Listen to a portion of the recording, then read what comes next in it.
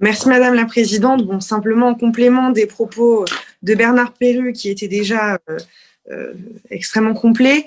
Monsieur le professeur, donc j'ai trois questions. La première, donc sur le rôle des collectivités territoriales et des quantités de doses, puisque bon, vous avez rappelé tout à l'heure que chaque pays était traité à la même enseigne. Néanmoins, on voit que l'Allemagne a réussi à contracter davantage de vaccins avec certains laboratoires. Pourquoi la France ne pourrait-elle pas y arriver?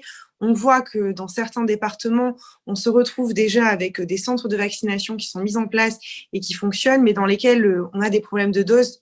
Je pense notamment au département des Alpes-Maritimes et à la ville de Nice, qui est particulièrement touchée par la Covid et qui aujourd'hui rencontre des problèmes d'approvisionnement en doses de vaccins, alors que tout a été mis en place au niveau local pour pouvoir intervenir à la fois auprès des seniors, mais également de nos médecins. La deuxième question, elle en découle, elle est politique, mais elle peut aussi avoir un intérêt d'un point de vue scientifique et de savoir, donc, pour les vaccins qui nécessitent 2 injections, on sait que si une seule injection est donnée, on a une protection à 70%. Si ce sont 2 injections, on peut avoir une protection à 98%.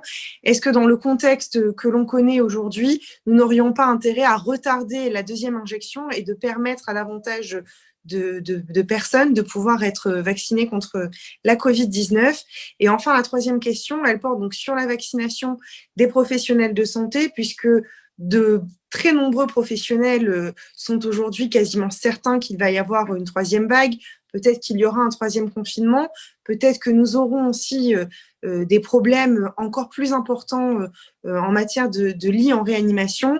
Est-ce que nous n'aurions pas intérêt à accélérer la vaccination des professionnels de santé et notamment des libéraux qui seront sûrement davantage exposés, puisque pour avoir échangé avec un certain nombre de professionnels, peut-être qu'il faudra envisager qu'un certain nombre de patients puissent être suivis davantage à domicile, même avec des soins notamment en oxygène. Donc, ne devrions-nous pas accélérer là aussi la vaccination en faveur des médecins de ville?